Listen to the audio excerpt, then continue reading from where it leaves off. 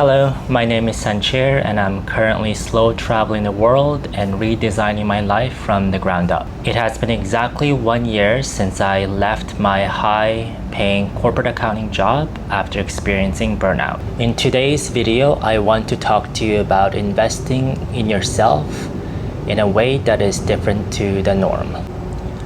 What comes to your mind when you think about investing in yourself, especially when money is involved?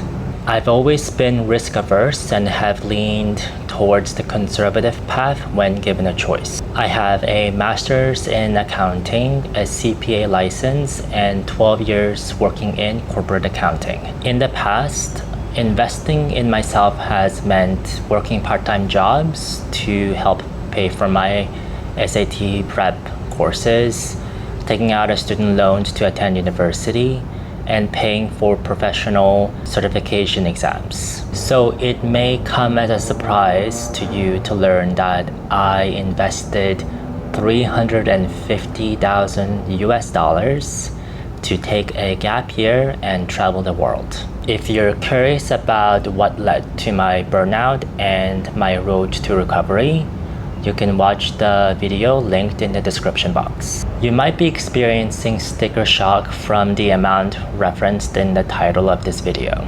This cost can be broken down into two categories. First, my living expenses for 1 year while I traveled the world. And second, the opportunity cost of taking a gap year. I've traveled 9 months out of the past 12 months.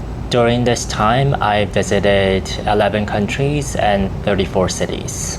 Ever since I set a goal to become financially independent, I've maintained a detailed budget that tracks my monthly expenses.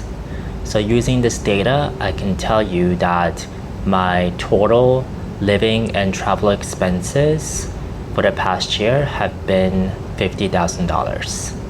This amount includes accommodation, airfare, food, entertainment expenses such as tickets to a museum or a park, and miscellaneous expenses such as a storage unit that I keep back in the US.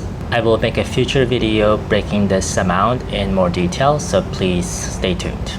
So now that I've covered the first category, which is my living expenses for 1 year while I traveled the world, that leaves about $300,000 that can be attributed to the second bucket. And this is what I refer to as the opportunity cost of taking 1 year off.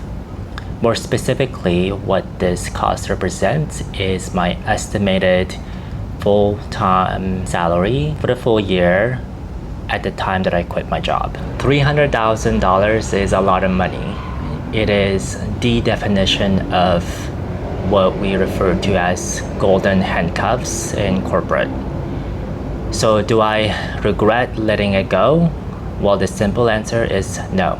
The funny thing about money is that perceived value is dependent on each person, and it is dependent on factors such as their wealth, living expenses, and spending habits. For me personally, after I had saved and invested an amount that put me in a financially secure position in the short and medium term, the incremental earnings were not worth risking my health and well-being further. It's sad to actually think that I felt the need to put my health on the line to earn a high income. But it's easier said than done when in this world we're taught to continually chase power, money, and fame. Now that I've covered the cost of the investment, typical to someone with a background in finance, let's talk about the return on my investment. What benefits did I get out of investing $350,000 on myself? First, I significantly improved my mental and physical well-being. Please take a look at my previous video for the benefits that I saw after resting for 1 year.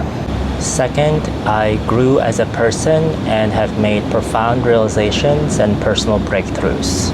I've begun to challenge my old ways of thinking and limitations that I had put on myself for what is possible. The most profound realization that I've had during my sabbatical is the power of having agency over your life and making choices with intention behind them. I lived my life far too long according to values defined by others and the broader society. During my sabbatical, at first I struggled to even voice what my highest values were and what I want my life to look like if it was no longer to be the life that I previously led.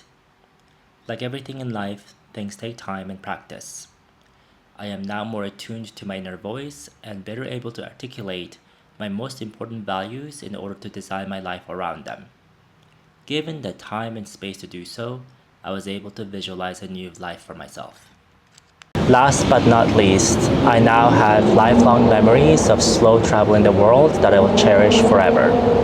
To me, all of these benefits are priceless. The truth about taking an adult gap year is that you don't necessarily need a job that pays you $300,000 a year. It certainly helps as long as you're not spending your money as fast as they're coming in. There are various strategies that you can use to help make it a reality. Please stay tuned for future videos on this topic. What would be your estimated cost of taking a gap year, and would you be willing to do it? Comment below.